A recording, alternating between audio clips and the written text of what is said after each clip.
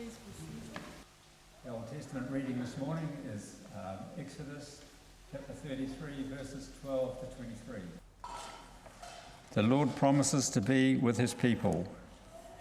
Moses said to the Lord, "It is true that you have told me to lead these people to that land, but you did not tell me whom you would send with me.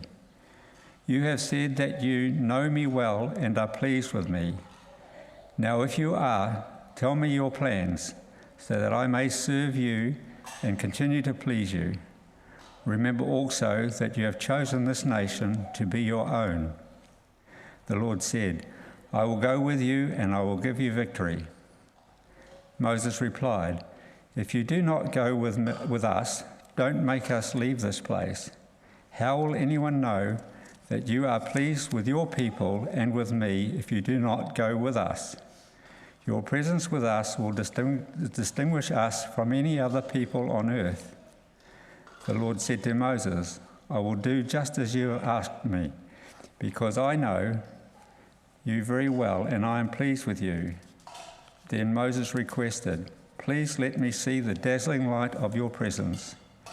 The Lord answered, "I will make all my splendor pass before you, and in your presence I will pronounce my sacred name.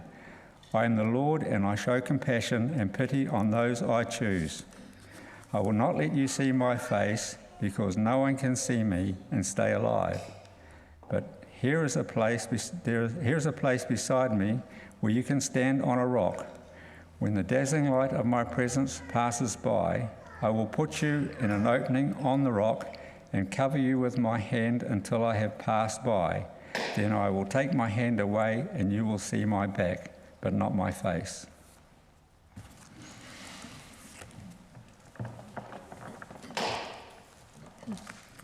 The New Testament reading is from Matthew chapter 22, verses 15 to 22.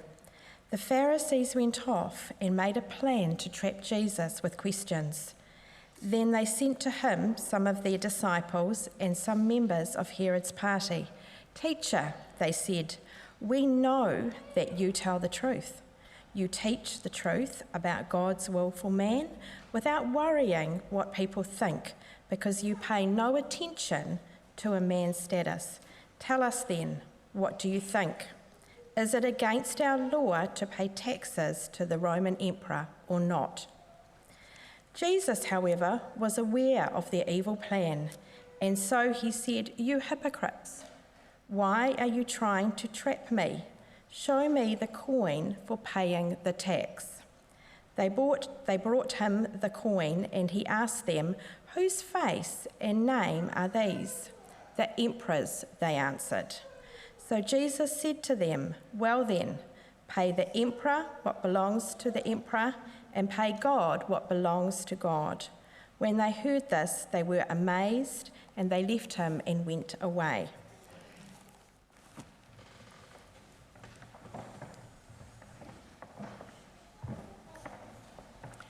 So now I invite David to come and bring the message, and he's looking very happy these days because his wife's back with him. Come, David. Sorry?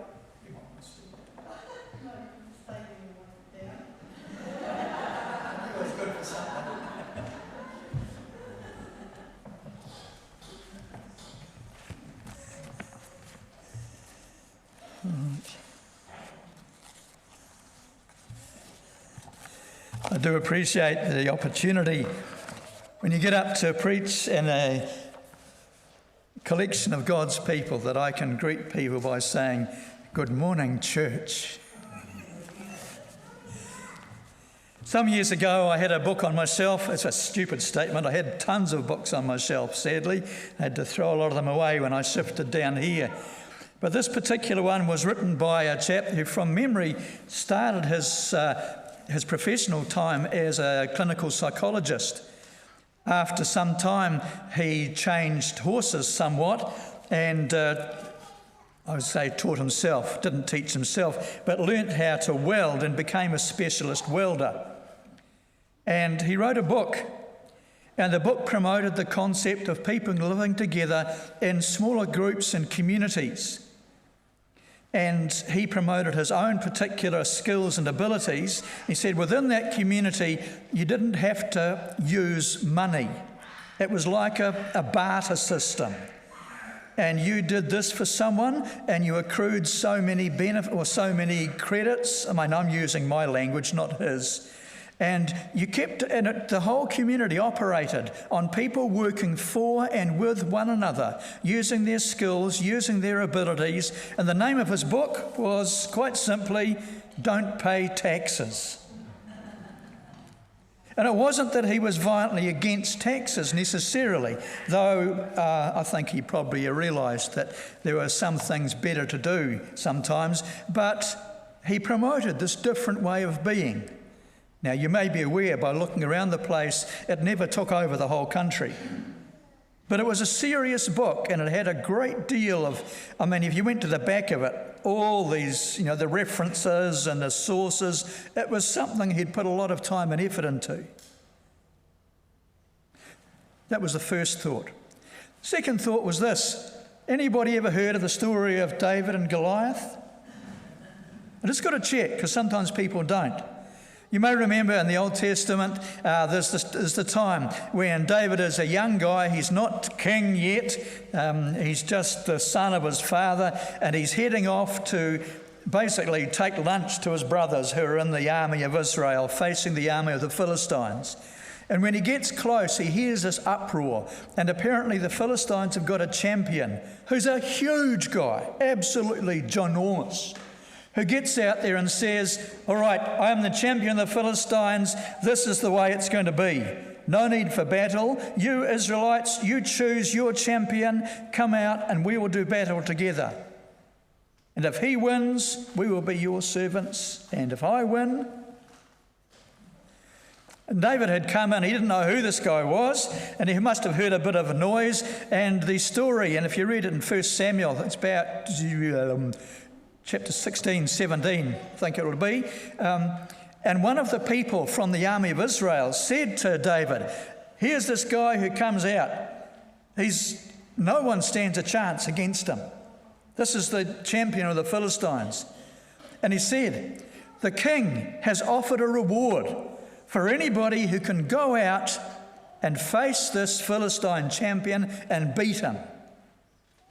Anybody remember the next part of the story? Do you remember what the reward was?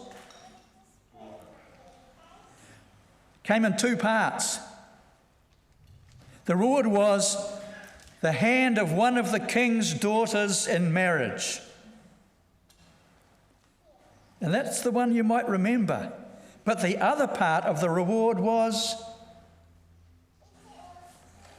the man's entire family will be exempted from paying taxes.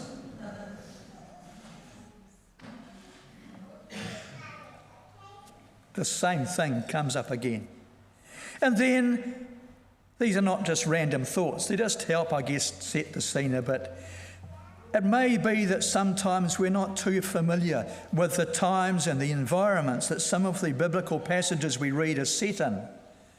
But as we hear the story today, it's probably helpful for us to remember that at the time even when Jesus was a young boy, when you walked around the place, you would see crosses with crucified people just stuck around the countryside.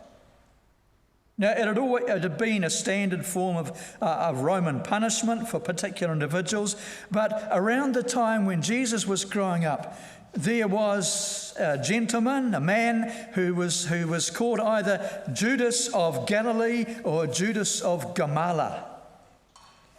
He led resistance. He was a resistance fighter.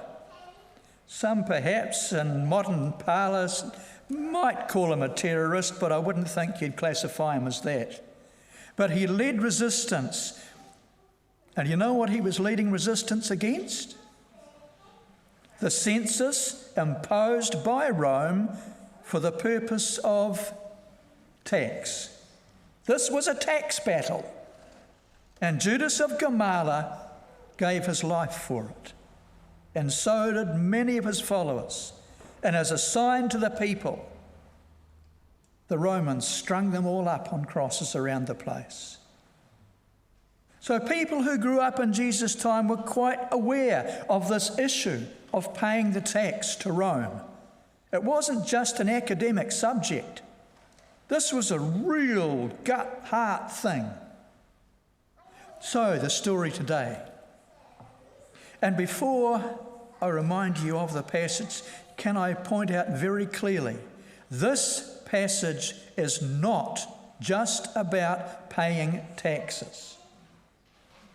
Neither is it just about what we sometimes call the separation of church and state, which a lot of people have preached on it and made it try to appear.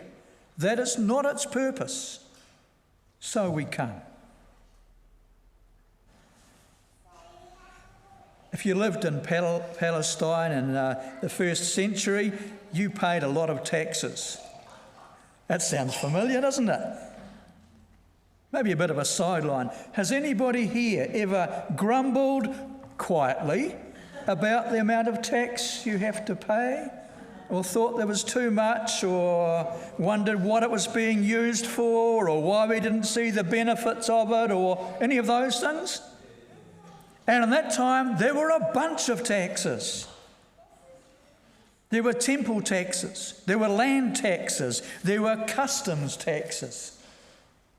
But the particularly difficult one for a lot of the Jewish people was what was called the imperial tax. It was paid as a tribute to Rome to support the Roman occupation of Israel.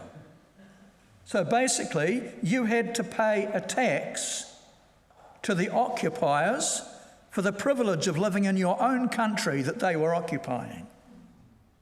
How'd you like that as a tax? It wasn't huge. There seems to be some uncertainty just exactly what rate it was levied at. But in this story and in other items of historical detail, it would suggest it was paid with a denarius. And a denarius was the standard wage for a worker for a week. But here we come. And in the passage we have it, and as we are told, you've got these two groups of people who were not good friends. On the one hand, you had what is sometimes called the Herodians. And from their name, you can guess, they were supporters of Herod. So ultimately, they weren't desperately out of favour with the whole occupancy system. But on the other side, you had the Pharisees. And as you're well aware, the Pharisees were vitally and deeply concerned about being true and faithful to their religious faith, customs, belief and behaviours. Normally these two wouldn't have much to do with each other. Anybody heard the phrase, is it politics makes strange bedfellows? This wasn't politics. Well, I guess it was. These two groups got together. They came together for the purpose of trying to just put this young upstart in his place. This guy had been wandering around the place teaching and saying things that they didn't like too much. And so they come, and as we read the story, and as you hear, they sent some of their disciples along with the Pharisees sent some of their disciples along with supporters of Herod, and some of your Bibles may say the Herodians, same group. Teacher, they said, we know how honest you are. Oh, that's the buttering up phase. You know, we're just going to give you a bit of flannel just to soften you up a bit and think, Interesting thing was that if you read other parts in Scripture, Jesus got it in the neck because the Pharisees said, how can he do this? He is of no teaching and he has no learning. Right? But now they come and they say, teacher or rabbi, we know how honest you are. You teach the way of God truthfully. You're impartial. And so they go on. I always wonder what Jesus felt when he was sitting there. Come on, get to the point. Stop trying to muck around. Anyway, they do. They get to the point and they ask this question. Tell us what you think about this. Is it right to pay taxes to Caesar or not? Now, they're not just asking him, do you think we should pay taxes? Saying, is it in accordance with the Torah, the law of Jewish people, is it right for us to pay taxes or not? And Jesus can answer two things. He can either say, absolutely. And as soon as he says yes, he's got one party offside with him, because he's supporting the Roman occupancy. And the Pharisees and all those people who are concerned about Jewish culture will get the word around. Don't pay any attention to him. He's on the side of the Romans. He's supporting them. He's not really what he makes out to be. If he says yes, if he says no, then the other guys are going to say, look, he's preaching civil disobedience. He's not supporting the system that is in place. He's trying to generate revolt and people who disagree with things. So they present this yes-no question. Now, I don't know how familiar you are with the stories of Jesus, but I'm sure you're pretty familiar. And one thing you will remember is that Jesus is a past master at answering a question, but not in the way that the people wanted. And he doesn't slide out and go somewhere else, and he doesn't evade the issue. He hits the issue bang hard on the head, but he doesn't say yes or no. So he says, bring a coin. The coin that would be used to pay this imperial tax. And they do. Now, as a side issue, for a Jew, as soon as they bring that coin, they're breaking two of God's commandments. Because on the coin is an image of Caesar. And the statement of Caesar claims for Caesar godly and priestly powers. They carry with them a graven image of someone who claims to be God.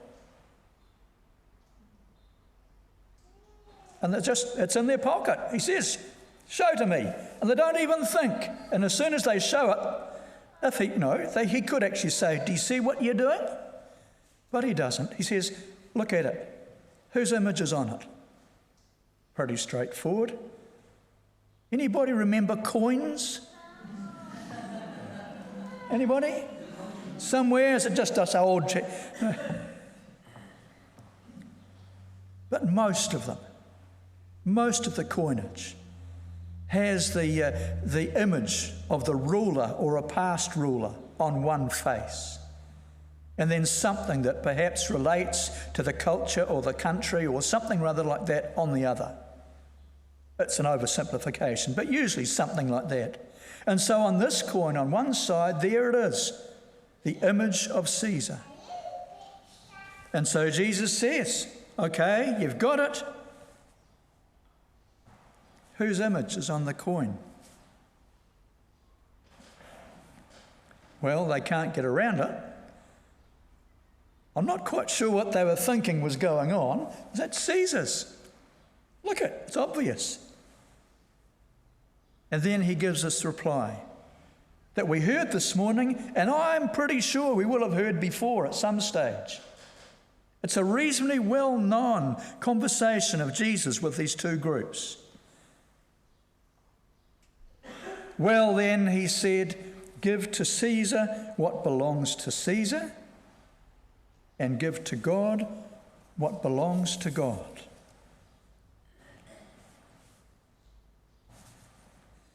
And he answers the question exactly. But he doesn't say, no, you shouldn't. And he doesn't say, yes, you should. If you read in the Gospel of John, the times when Jesus, just before Jesus meets with Nicodemus, You may remember the story. Nicodemus is a teacher and a well-established Jewish leader who comes to see Jesus at night time. Doesn't want to be seen in the daytime with him, comes at night and wants to... and they end up having this discussion about the new birth. And just before that passage, this is towards the end of John chapter 2. Now, while he was in Jerusalem at the Passover festival, many people saw the signs he was performing and believed in his name. But Jesus would not entrust himself to them, for he knew all people. He did not need testimony about mankind, for he knew what was in each person. Ooh. And these guys come and ask their smart questions, and Jesus knows exactly what they're on about. He knows their heart. In the words of John, he sees into the very heart of that individual. And here's the response. But the question, you see, is for us now in our time. This is not just a nice story in the Gospels. Well, it is an interesting story. Certainly impressive about the way Jesus answers. But where on earth does it sit for us? It's all right, I'm not going to get into political discussion or debate here. But I know even recently the subject of taxes has been in publicity.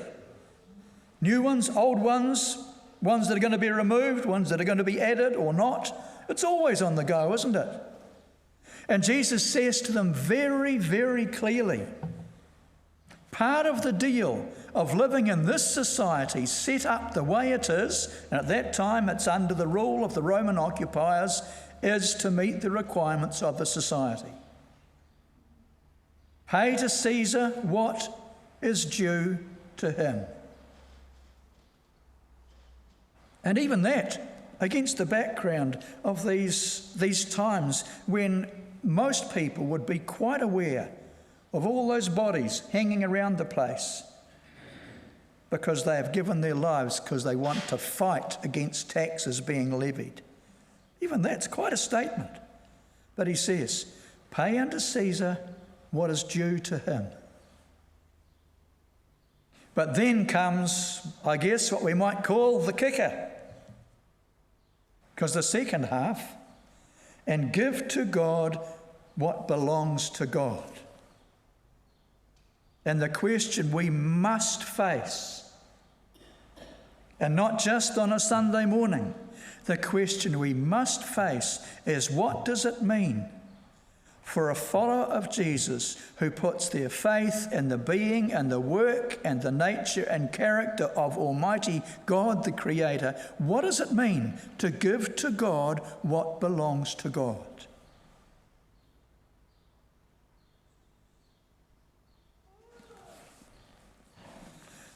I can remember as someone, I grew up in Sunday school and Bible class and all those things. Doesn't mean I was a good boy necessarily, but, I'd heard all the stories. I was a preacher's kid, so you got to go to church 3 times on a Sunday, or 4 if you're lucky, or something or other. And I can remember, I don't know where you picked it up, but you had this idea that when it came to difficulties and hardships and the things that were in life, that was part of developing who you were. And I can remember somebody giving me the picture. And I can remember doing it myself. Anybody here used to dig holes in the backyard and pour molten lead-head nails in to make sinkers for fishing? No, you were much higher tech than that. No, but people who work with molten metal, and particularly in that part of the world, you'd see the bowl of the molten metal, and you know what comes to the top? All the rubbish, all the impurities, all the scum that doesn't have to do with the actual clear and pure molten metal. And as it's heated, all the scum, right, and it's scooped off by the person who's sitting there watching it. And I can remember as a young person being taught, how does the person who's watching the molten metal know when it's pure? because he can see a clear image reflected in the surface of the molten metal. There's no impurity or rubbish or scum. He can see his image reflected in the surface of the metal. And all those passages you read about Paul, who talks about, hardship building character and, those sorts of things. That we are fired, we are tried, we are smelted to be this metal that God looks at and sees not rubbish and dirt and junk and all the impurities, but the image of himself. And that was something I used to carry with me. And then later on, much later on, I had a part-time job. It fitted in with what I was doing working, but I was finishing guitars for a luthier in Auckland, someone who made handmade guitars. And these were classy gear. And I'd get the body and the neck, and I'd have to finish it and give it back to him and he'd assemble it. And the way they had to be done, well, we had not a disagreement, but gradually I got him to see the light. But I used to work on the back of the body of the guitar, and I'd get it cleaned down, and we'd get a certain amount of finishing sprayed onto it, and then I'd work, and it would be sanded and polished and sanded and polished. And the way that I would tell when it had the finish I wanted was when I could sit the body of the guitar and I would stand a ruler on it vertically. And I would look down into the finish and see how high up the ruler I could read. Because the further up the ruler I could read, the deeper was the depth of the finish. It's still the same little bit of spray, but the deeper was the depth of the finish.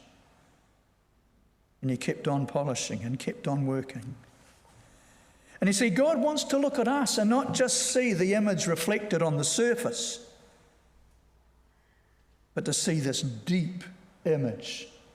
Remember right back in Genesis? God created humanity in his image. And Jesus says to these people, look at the coin, whose image is on it? Caesar's. Will you pay to Caesar what belongs to him? Okay, listen to Genesis. Whose image is on you? Biblically, God's. So he says, pay to God what is due to him. Not just surface, not just a surface picture. Don't just go to church on a Sunday and do the good stuff or be nice and don't kick cats and old people, whatever. But deep down, the image has to be deep into who we are. So when we get tired and grumpy, the image of God is still there. Our behaviour, our speech, our values, our treatment of others. When we feel we're not treated well, this image has to be deep into us. And so Jesus says to these guys who come very clearly, give to Caesar what's Caesar's, but return to God what is his, what is due to him.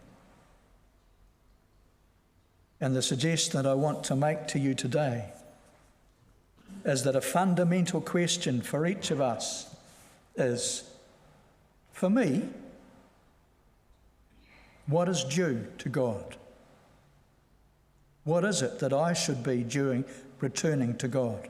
This isn't just about giving money and that sort of. This is returning to God.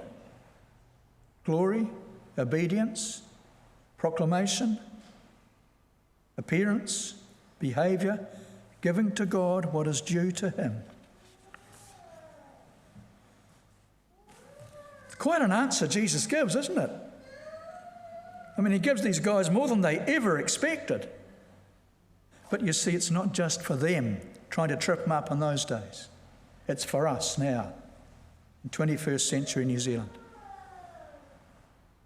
Give what's necessary. There are demands from society. There are demands from the structure and system of government, and some you'll disagree with, and some you'll think are absolutely great. But by living in the system, you accept it has demands on you, and you meet them. Pay to Caesar what is due to Caesar's, and give to God what is his. That's the call to us. Amen.